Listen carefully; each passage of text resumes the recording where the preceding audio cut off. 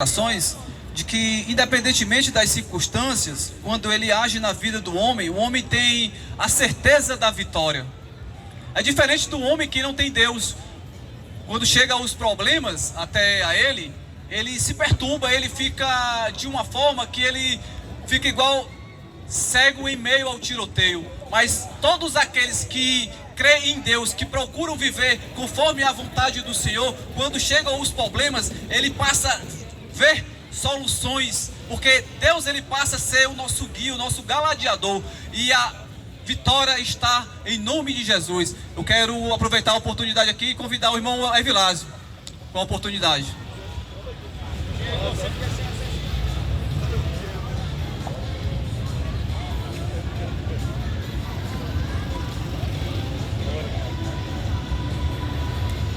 Glória a Deus, glória a Jesus. Saúdo a todos esta noite, na santa e gloriosa paz do Senhor Jesus Cristo.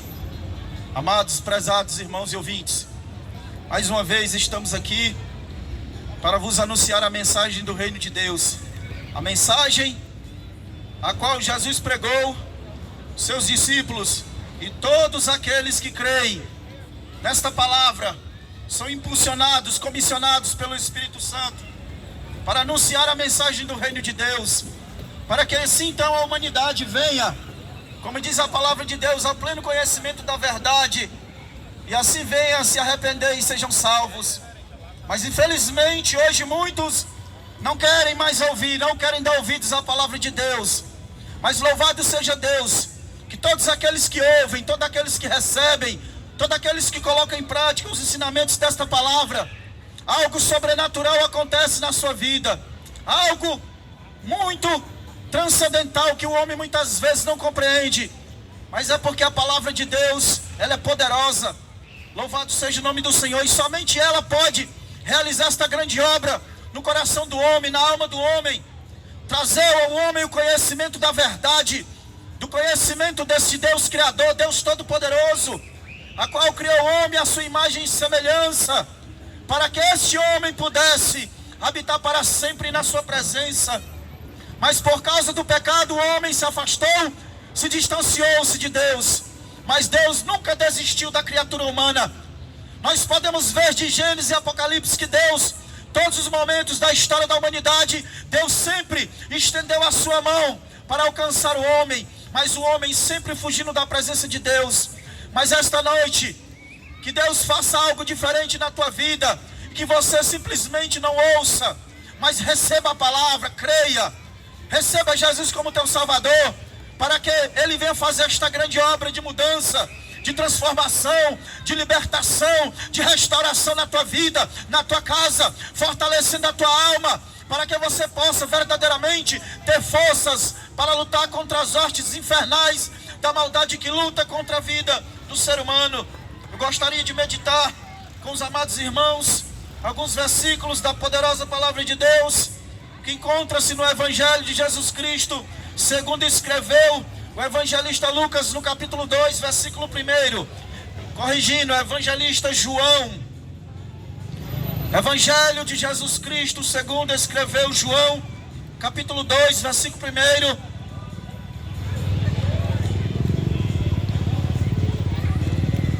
O Evangelho de Jesus Cristo, segundo escreveu João, capítulo 2, versículo 1. A epígrafe do texto diz assim: as bodas em Caná, água feita em vinho. Louvado seja o nome do Senhor.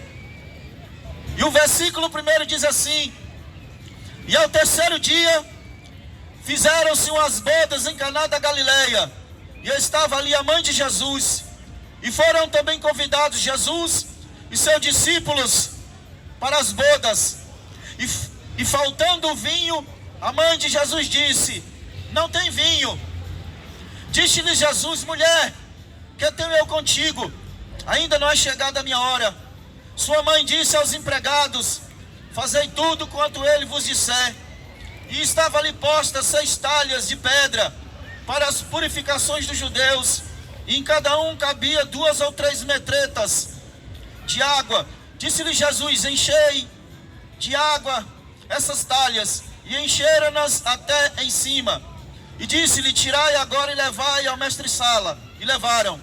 E logo que o mestre-sala provou a água feita em vinho, não sabendo de onde viera, de bem que sabiam os empregados que tinham tirado a água, chamou o mestre-sala ao esposo e disse-lhe: todo homem põe primeiro o vinho bom, e quando já tem bebido bem, então o inferior, mas tu guardaste até agora o bom vinho.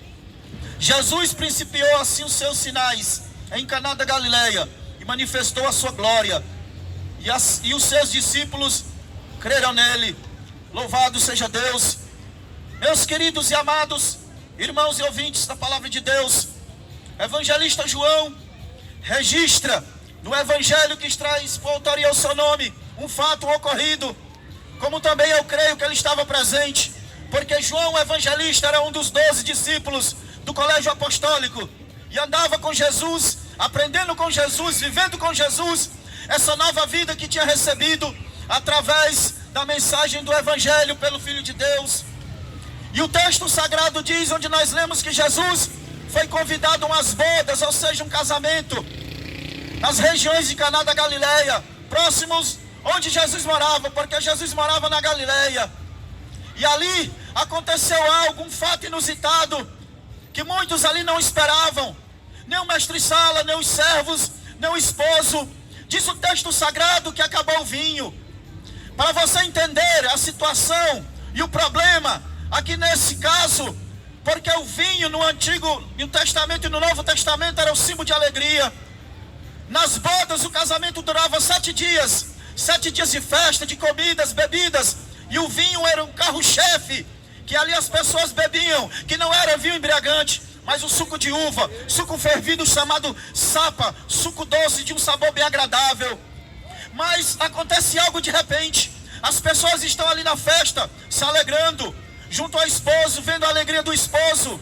Mas é interessante que ali também é um personagem, que ainda não foi notado, que ainda não foi percebido, mas ele haveria de se manifestar, porque algo glorioso Jesus iria fazer naquele casamento. E diz o texto que acabou o vinho. Maria talvez ouviu isso, a mãe de Jesus, talvez ficou sabendo da situação, e foi até Jesus e disse: não tem mais vinho. E Jesus disse: mulher, o que é que eu tenho contigo? Ou seja, Jesus disse: mulher, ainda não é chegada a minha hora, eu sei a hora de iniciar os meus sinais. Mas Jesus estava ali naquele ambiente e viu que algo aconteceu. E nós sabemos que quando o vinho acabava, era um tipo de humilhação para o noivo, ou para os organizadores da festa. Então ia ser uma grande vergonha para aquele esposo, para aquele noivo, e para os organizadores, principalmente para o mestre-sala. E Jesus, como é aquele que intervém, é aquele que faz algo sobrenatural, Jesus intervém nesse momento. Em primeiro lugar, o que eu acho interessante é que ele dá uma ordem. Ele chama os serviçais e disse: olha, enchei essas talhas de água. E os empregados vieram e encheram. Os empregados obedeceram. E depois Jesus manda outra ordem: agora leve ao mestre-sala. E ali os empregados tomam aquela água que ainda não tinham percebido, mas quando chega na boca do organizador, quando ele prova, é um vinho de sabor agradável, um vinho que novamente ali iria dar continuidade à alegria naquela festa. Louvado seja o nome do Senhor. O que é que esse texto nos transmite? Meus queridos, nós sabemos que Jesus é aquele, quando ele está no ambiente, quando ele está presente, algo sobrenatural ele faz, algo maravilhoso ele faz, mudança ele faz, transformação ele faz, ele muda o cenário, ele muda a situação, ele muda o problema em resolução. Louvado seja o nome do Senhor. E estava ali aquelas talhas paradas, porque como o texto diz, as talhas serviam para a purificação. Quando os judeus iam participar das adorações do templo, eles se lavavam da poeira, da sujeira, e ali ficava a sujeira dentro daquelas talhas. O texto não diz que eles lavaram as talhas, mas Jesus mandou encher. O que eu acho interessante, se formos comparados as talhas com o ser humano é bem semelhante a essas talhas. Porque o ser humano, dentro do seu ser, está cheio de sujeira, cheio de pecado, cheio de iniquidade, cheio de maldade, cheio de perversidade.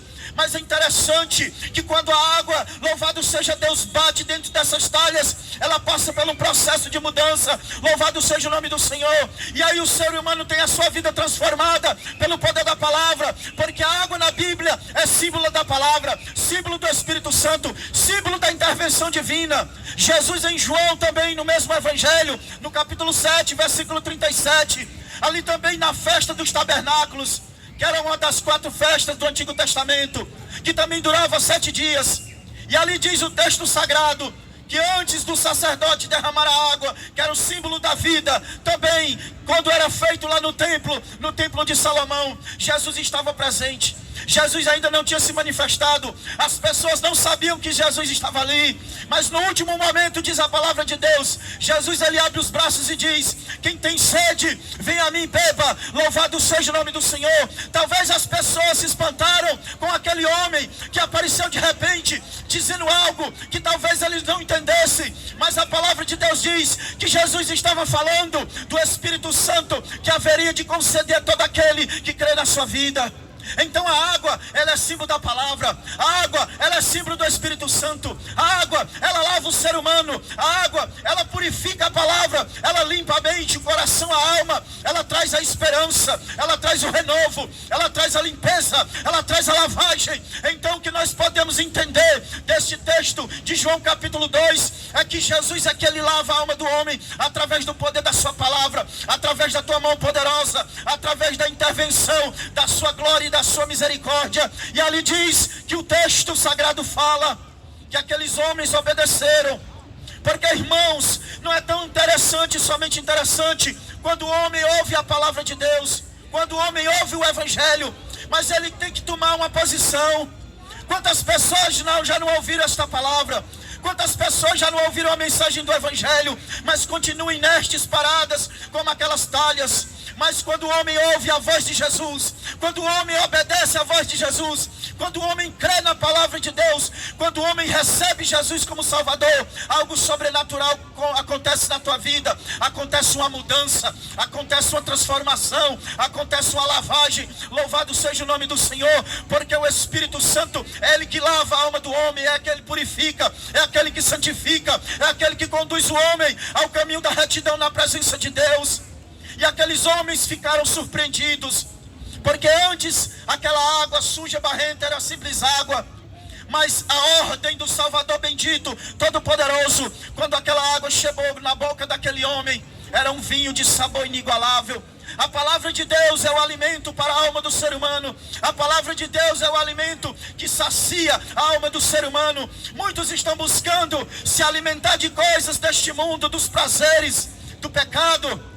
Muitos estão tentando amenizar a dor da sua alma com coisas supérfluas, mas somente a palavra é o verdadeiro alimento que a tua alma precisa. Mas para isso, você tem que crer na palavra, você tem que viver a palavra, você tem que crer que Jesus é verdadeiramente aquele que pode fazer uma mudança, porque Ele fez uma grande mudança ali naquele casamento. A festa estava ali fadada ao fracasso, a se acabar, e as pessoas iam ficar desiludidas, mas quando Jesus interviu, a festa continuou, a alegria continuou, e aquela festa foi até o dia final. O que eu quero dizer com isso é quando Jesus ele entra na tua vida, ele causa uma mudança tão impactante que você não fica mais inerte, mais aprisionado, mas você agora segue para o caminho da vida. Louvado seja o nome do Senhor. Jesus, ele disse: porfiai por entrar pela porta estreita, porque larga é a porta e espaçoso o caminho que conduz à perdição. Muitas pessoas estão entrando, meu querido, por essa porta larga, a porta do mundo, porta da incredulidade, porta da dúvida, da incerteza, da religiosidade, das concupiscências da carne. E muitos estão se decepcionando, muitos estão caindo, muitos estão fraquejando, muitos estão desanimando, porque a porta do mundo ela não te conduz você à vida nem ao céu. Somente a verdadeira porta, que é Jesus Cristo, conduz você à vida e ao céu celestial na presença do Pai. Louvado seja Deus. João capítulo 10, versículo 9. Jesus ele também se prontifica e diz: eu sou a porta, quem entrar por mim salvar-se-á, entrará, sairá e achará pastagem. Então Jesus é a porta também é o caminho, Jesus é a escada, Jesus é a ponte, Jesus é a fonte, Jesus é a água, Jesus é a palavra, Jesus é tudo que o homem precisa na sua vida. Você não precisa mais, meu querido, estar bebendo água nas fontes das cisternas do mundo, água imunda, água suja, que tem contaminado a tua alma, que tem contaminado a tua mente, mas a água pura está esta noite, está sendo pregada aqui neste lugar, que é a palavra pura e plena, que é a palavra de Deus. E diz a palavra de Deus, o texto sagrado, que aquele homem, o mestre Sala, ficou maravilhado, ainda fez um comentário e disse: olha, mestre, muitas festas que eu já dirigi, o esposo, ele oferece primeiro o vinho bom e depois o vinho inferior. O vinho bom era o vinho de boa qualidade, o inferior já era um vinho misturado com água. Mas tu preparaste agora o bom vinho. Veja a colocação que o homem faz. O homem natural sempre ele busca as coisas boas para a sua vida, mas ele só encontra uma água lavada suja, que não pode lavar sua alma. Mas Jesus, ele tem a verdadeira água limpa, pura, que é a sua palavra. A sua palavra, ela limpa a alma do homem, ela purifica a mente, ela direciona o homem no caminho da vida, da verdade, para que este homem venha conhecer a vontade de Deus, o propósito de Deus, a obra de Deus na sua vida, para que ele não venha perecer, porque muitos estão perecendo, porque estão bebendo água de cisternas imundas. Muitos estão perecendo, porque estão bebendo água suja. Mas a água pura se chama a palavra de Deus, a palavra que é poderosa, a palavra que edifica, a palavra que levanta, e a palavra que conduz o homem à presença de Deus, que é o próprio Cristo. E eu creio, à luz do Evangelho, que aquele esposo desfrutou ali da alegria do seu casamento e ainda da grande festa. E é interessante, meus queridos, que aqui é uma simbologia de tudo que vai acontecer com a igreja, porque a palavra de Deus diz que Jesus é o noivo, o esposo, e a igreja é a noiva. Então nós estamos passando um período a qual o noivo está preparando o aposento para a noiva. Mas diz a palavra de Deus que um dia o noivo vai vir para buscar a noiva, e essa noiva é a sua igreja, e a igreja tem que estar adornada, a noiva tem que estar ataviada, a noiva tem que ser santa, a noiva tem que ser pura, a noiva tem que ser virgem, ou seja, ela tem que ser pura diante de Deus, porque se a noiva, ela não tiver a sua pureza, ela não pode ser levada para o céu. E a igreja está passando por esse processo de santificação através da palavra de Deus. E esta noite Jesus, ele nos enviou aqui para pregar esta palavra, para que você também venha fazer parte desta festa. Jesus, ele tem um projeto na tua vida. A palavra de Deus diz que é do pleno conhecimento da vontade de Deus, que todos venham o pleno conhecimento da verdade do Evangelho, para que se salvem. Deus não quer que nenhum ser humano se perca. Deus, ele não se agrada em ver o ser humano do jeito que ele se encontra, aprisionado, acorrentado, louvado seja Deus, encarcerado numa prisão espiritual chamada pecado, porque diz a palavra de Deus, 2 Coríntios 4:4, que o Deus deste século, Satanás, o príncipe deste mundo, ele cegou o entendimento dos incrédulos, para que não venha lhe resplandecer a luz do Evangelho da glória de Cristo, que é a imagem e resplendor da glória de Deus. Esta noite a salvação, ela está batendo a porta do teu coração. Esta noite você pode entrar pela verdadeira porta que conduz ao caminho do céu. Esta noite você pode participar da festa das bodas. Louvado seja o nome do Senhor, e ser um dos convidados que vai estar de vestes brancas para participar das bodas do Cordeiro. Jesus, ele disse em João 14, no versículo 6, eu sou o caminho, eu sou a verdade, eu sou a vida, ninguém vem ao Pai senão por mim. O homem só pode ter vida através de Jesus, o homem só recebe perdão através de Jesus, o homem só pode ser a sua vida transformada através do poder sanador de Jesus. Foi por isso que a palavra de Deus nos diz, João, primeira epístola de João, capítulo 3, versículo 8, parte B, que o Filho de Deus se manifestou nesse mundo para desfazer as obras do diabo. João 10:10, as obras do diabo é roubar, matar, destruir. e ele tem roubado a paz de muita gente, ele tem roubado a esperança, ele tem destruído vidas, ele tem destruído famílias, ele tem destruído casais, ele tem destruído sociedades, ele tem destruído países. Hoje nós vemos a humanidade numa derrocada, numa queda de pecado, mas Deus ainda é aquele que levanta, é aquele que ergue, é aquele que sustenta todo aquele que crê. Louvado seja Deus na sua palavra.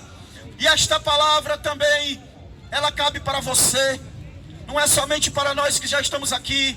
Pedro pregando, louvado seja Deus, no dia de Pentecostes, quando a igreja recebeu ali os dons do Espírito Santo, e os discípulos começaram a falar em línguas, muitos começaram a escarnecer, muitos começaram a zombar, dizendo que eles estavam embriagados. E Pedro disse: não, meus irmãos, esses homens não estão embriagados, sendo apenas a 3ª hora do dia, mas isso é o cumprimento da palavra de Deus, que Deus disse que derramaria do seu Espírito sobre toda a carne, e não é só sobre Israel, mas é sobre todos aqueles que creem, e todos aqueles a qual Deus chamar. Esta noite Deus está te chamando através do poder da palavra. A palavra está batendo no teu coração, a palavra está entrando na tua mente, a palavra está operando, a palavra está causando mudança, porque quando a palavra de Deus ela é proferida na unção do Espírito, ela causa mudança, ela causa algo sobrenatural na vida do homem. E quando o homem coloca ela em prática, louvado seja Deus, ele tem sua vida mudada.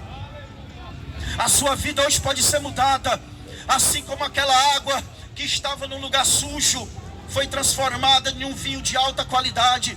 Talvez as melhores vinícolas deste mundo não produzissem um vinho de uma qualidade tão excelente. Sabe por quê?